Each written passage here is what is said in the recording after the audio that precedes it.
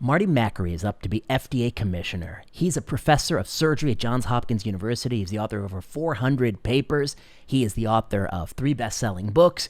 He was the first author on the checklist paper by Provenost. I didn't know that. And I think he'll be a great pick for FDA commissioner. And I want to talk about in this video why Marty's going to be a great pick for FDA commissioner and why he's a breath of fresh air in the agency, and also how the lay media is just so hopelessly biased against covering him honestly. So let's talk about it.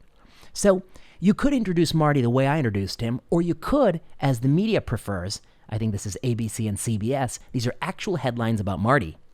Trump picks Johns Hopkins surgeon who argued against COVID lockdowns to lead the FDA, and Trump nominates Marty Makary, who opposed COVID vaccine mandates to head FDA. Well, they left out the part that Marty was pretty much right on both accounts. Lockdowns actually didn't have much of a behavioral change at all. They just prevented a few people on the margin who probably desperately needed to go do something. And COVID vaccine mandates were unethical. You can't mandate a medical practice that has no benefit to third parties. It doesn't halt transmission. It never had a benefit to third parties, and ergo, it could not be mandated. Now, sometimes somebody puts in the comment, well, even if it had a benefit to third parties, I don't think it should have been mandated. Again, that's a different claim. Even if something has a benefit to third parties, doesn't mean it has to be mandated. There's still a dialogue to be had about whether or not the mandate's upside outweighs the downside, and whether or not, under what circumstances it's necessary to do, and that's a very narrow slice of that. But it's certainly unethical if it doesn't have a benefit to third parties at all. You don't even have to get there, get to that next road. I also tend to agree with that. I wrote papers saying the same thing in 2021. Back to the media. This is how he's described. Makary gained prominence on Fox News and other conservative outlets for his contrarian views during the COVID-19 pandemic. He questioned the need for masking, and though he was not opposed to the COVID-19 vaccine, he had concerns about vaccination in young children. Contrarian. They love to call these views contrarian. I'm sorry, did the media ever perform a survey of scientists to find out what view was actually held by more people and which views are in fact contrarian? Contrarian doesn't just mean a view held by someone who's not Anthony Fauci. That's not a contrarian view. There's an establishment media view. We have no idea how many people subscribed to it. It was completely moronic. And then there were lots of other people with different views. Marty is pretty close to the highest batting average of anyone I've seen. Let's look at these claims. He questioned the need for masking. Well, turns out community masking has no evidence to support it. That's the Cochrane review. Cloth masking definitely doesn't work. That's the Bangladesh study. And masking children, only an idiot would do such a thing. I told them at the time, the CDC, full of idiots, the AAP, full of idiots. He questioned the need for masking, and though he was not opposed to the COVID-19 vaccine, he had concerns about vaccination for young children. Well, that's because young children never needed a COVID vaccine, okay?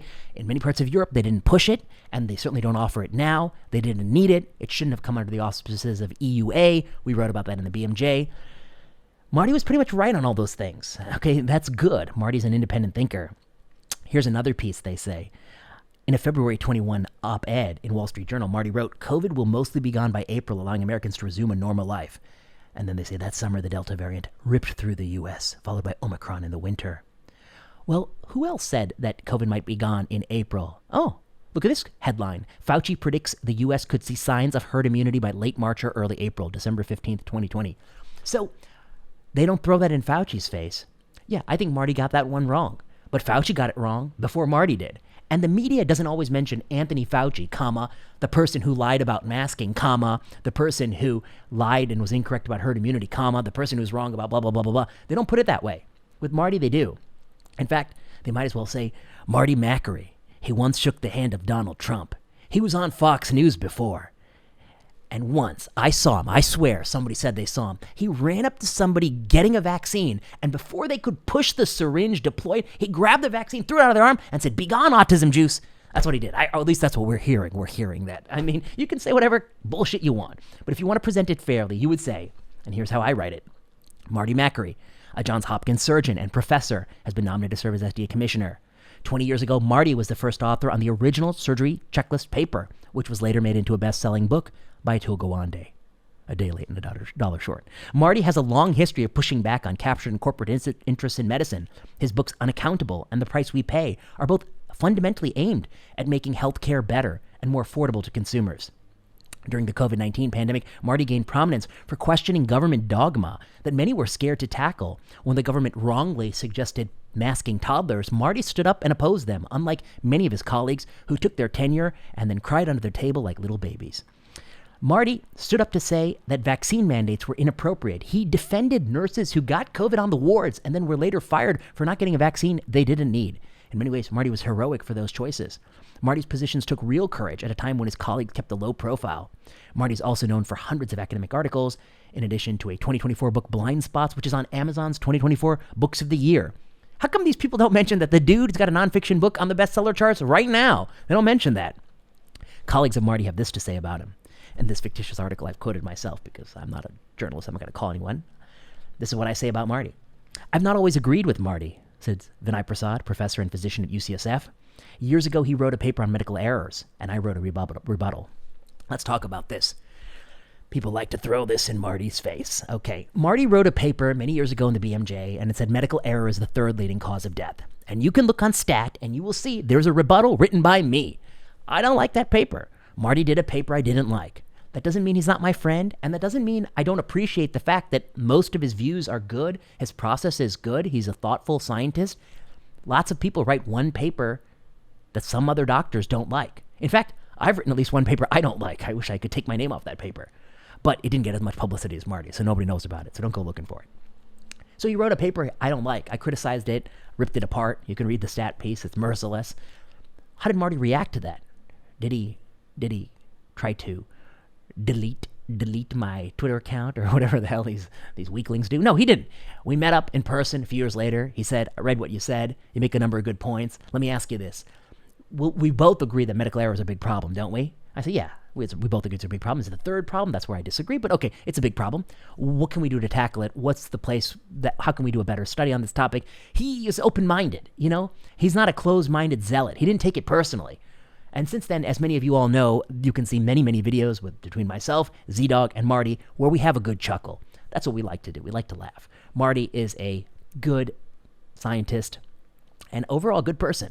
And I think he shows the ability to hear feedback and not take it personally and act upon it. I think in many ways, that's the most important personality trait. And then if I were working in the news media, I would make a table of all his positions. Don't just cherry pick some of his positions, make a table. And let's see, these are his positions. 1, natural immunity provides strong protection against severe disease if you're reinfected. Who got that right? Was it Fauci? No, he was full of shit. Was it Vivek Murthy? No, he was wrong. Was it Rochelle Walensky? No. Was it Marty? Yeah, he got that right. Marty said schools should stay open. Well, who got that right? Anders Tegnell, Sweden. Marty, the GBD authors. Marty says kids shouldn't wear cloth masks. Who got that right? Marty. Marty says community mask mandates have no data. Marty. Vaccines should target the elderly, non-immune, and not the young or those who've already had COVID. Marty. Myocarditis is an important safety signal. Marty. VIT is game over for J&J. Those are my exact words, but Marty had the same sentiment. I give him credit. After vaccination, we should return to normal. That's me and Marty. CDC should run randomized controlled trials of non-pharmacological interventions. That's Marty. Peter Marks at FDA acted inappropriately and pushed out Gruber and Krauss. That's Marty. Scientists should have more humility. Marty said that. There's a fundamental conflict between Fauci doling out grants and then also giving public policy recommendations. So anyone who gets those grants doesn't want to criticize him. That's Marty. And COVID began in an NIH-funded lab in Wuhan through NIAID-funded gain-of-function research. That's Marty, and that's probably also true. Okay. On all these issues, Marty is right, and everyone else is wrong. And it's not a contrarian view. In fact, probably the majority of people at the time may have held Marty's view, but certainly now hold Marty's view. It's nothing contrarian about it. That's a misnomer. It's strange to label views as dominant and contrarian or held by minority when you haven't done any surveys on the topic. I find that to be fundamentally anti-science.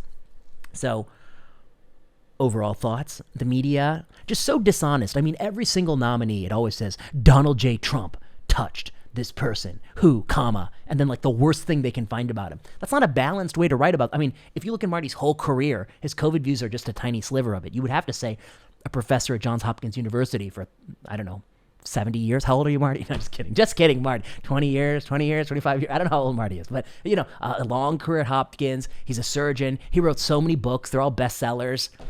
And by the way, why isn't Malignant? No one will be able to say that about me. I've written 2 books, but neither is a bestseller. Damn you, Marty. Damn you, Marty. Yeah, he's written best-selling books. And what are the books about?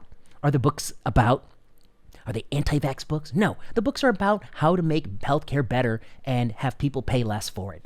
And even if you disagree with some of the ideas in the books, which I'm sure I would when I go through them with a fine-tooth comb, I'm sure I disagree with some of the specific ideas. Don't you give the guy credit for he's writing a book about how healthcare can be better for a lower price, okay? He's not writing a book on how you can fix your gut bloat or whatever the bullshit other people are writing bullshit books about all the time. He's writing like legitimate health policy books. He's a legitimate health policy scholar. I think he didn't get everything right during COVID. Nobody did. But his batting average is way better than Fauci. It's through the roof better. He's an independent thinker. Just think about what it means to for somebody to even say kids shouldn't get a COVID-19 vaccine, as Marty did. That takes a lot of bravery. Even being at a university, a prestigious one, doesn't give you that bravery. Marty's got that bravery. Now, somebody showed me a tweet where he once said, even though there's no data and I don't know if it's a good idea, I tend to advise pregnant women get a COVID-19 vaccine. That was the tweet or something like that. And they're faulting him for pushing the COVID-19 vaccine. Okay, there's a handful of people who are irrationally wrong the other way. In first quarter 2021, if you were old and unimmune, you definitely needed the COVID-19 vaccine. I don't think you'll ever find a tweet of me endorsing it in a pregnant woman because I've always had sort of misgivings about that, particularly with the lack of data. But I think many people do recognize, and I'll concede to Marty, that there is a higher risk of bad outcomes in a pregnant person, pregnant woman. Let's not go crazy with the person language. Pregnant woman, obviously. And Marty's recommendation to say there's no data, but I tend to say, if you want to do it, do it. That's pretty good. That's pretty reasonable. If you're holding that against him, you're gone too far. I mean, Marty is as good as you're going to get. I'm going to come back to one more point. Yeah. If it's not going to be Marty, who's it going to be? If it's not going to be RFK Jr., who's it going to be? I'd love for these people who want to sit up there and just say, this nominee's no good. He once said this nominee's no good. One said that. Okay, let's say this nominee goes away. Who's the next nominee going to be? Is it going to be someone who says all the things you like and they didn't say that one thing? No, it's going to be some nominee you don't like at all, who has nothing good about them, who never opposed groupthink, who's just a complete industry pocket charlatan trash nominee. It's going to be the usual empty bureaucrat. Can someone tell me if somebody in your life says to you, RFK Jr. is bad for HHS secretary, just ask him one question. Who's the current HHS secretary? And the answer is they have no fucking idea who this current HHS. They don't even know what HHS does, okay? How do you have an opinion if you don't even know that the current HHS secretary, Javier Becerra? And what did Javier do?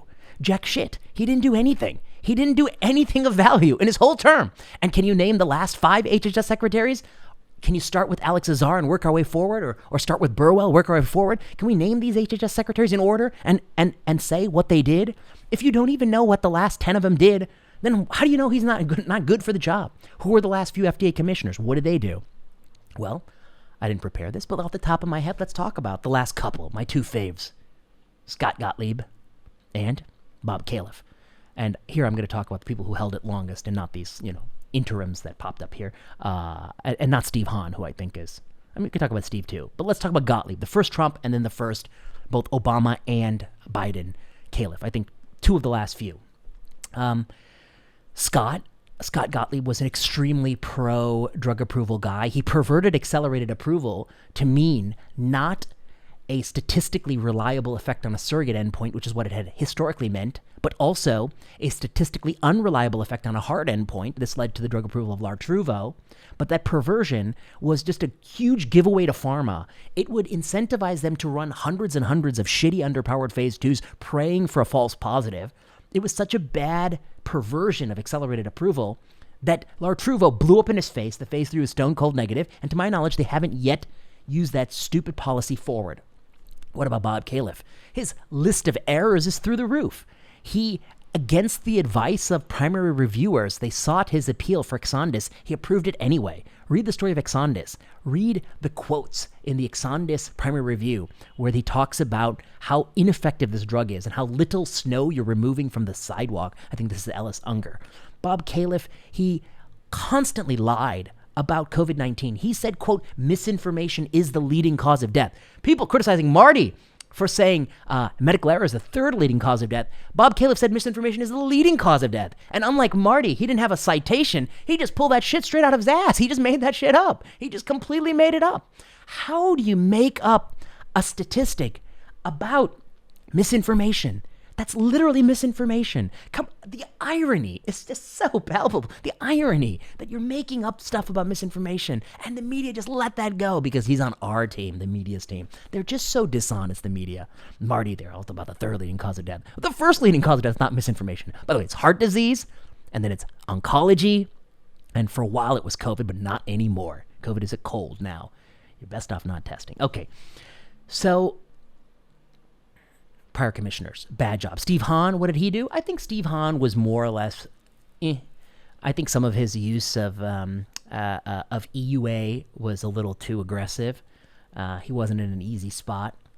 I just want to say one thing about hydroxychloroquine. People act like Trump didn't devise hydroxychloroquine. Before Trump did it, all the liberal hospitals were doing it. It was on the hospital. It was on the formulary of Brigham, including my own hospital, UCSF. Many places were giving it. Trump just happened to jump on that bandwagon. The moment he did, everyone wants to jump off it and blame him for it. A lot of people came up with hydroxychloroquine. It was a fool's errand. The people who are really mad about Marty for once kind of recommending a pregnant woman get a COVID-19 vaccine are also the people who really believe that hydroxychloroquine works, which it didn't do it. It didn't work. And also, if you got sick with COVID, most people didn't feel anything. You don't need to take anything. Okay. Alrighty. Well, Marty, I think, is a real scientist. He's the first good pick for FDA commissioner. I think one interesting sign is that the markets show stability, like biotech hasn't crashed, suggesting that people think Marty's not going to be too hard on pharma. I don't know. We shall see. I hope Marty is tough where he needs to be. But the day where you can keep approving useless boosters in children, I suspect, are over. And I hope that Peter Marks gets the same treatment that he gave Marion Gruber and Phil Krause. That's really what he needs. The same treatment, the same broom closet he can get reassigned to. All right, Marty Makary, the first good pick for FDA commissioner in a long time. It's on drvinayprasad.com. Marty, I think, is a good pick, independent thinker, very high batting average, long and credible history in science, overall open-minded, solid guy. My guess is he'll sail through confirmation. And anyone who don't like him, you can tell him to go to hell. Just tell him to go to hell. They don't know. Just ask him what the other FDA commissioners ever did, and if they don't answer the question, just tell him, go away. Your opinion is useless. You don't know anything about this field. All right, same for HHS, same for CMS. Tell me what any of these people did. Otherwise, I don't care about your opinion. That's true for most doctors, I suspect. They don't know anything about this space, too. All right. If you like this video, you know what to do. Like, subscribe, comment, leave a message below. I'm on Instagram. Follow me there. Subscribe on Substack. If you follow this YouTube channel, you know we can never be sure what YouTube will do to these channels. So you should also subscribe, drvinayprasad.com, put the email, and then it cuts out every middleman. So there's no technology that gets in the way of future videos. I'll always have a way to get them to you if you're very interested in this topic. All right. Until next time. I forgot to mention, but people asked about this last time. Why am I holding a guitar? December 7th, 4 o'clock, Guild Hotel, San Diego. Aaron Goodman and I are going to do a few hours on the critical appraisal of hematology and hemalignancy studies. And the reason I'm holding a guitar is that in the photo that we used to promote it, he was holding a guitar. So I'm going to hold a guitar too. And whether or not any of us play guitar remains to be seen. So join us there in San Diego if you're free.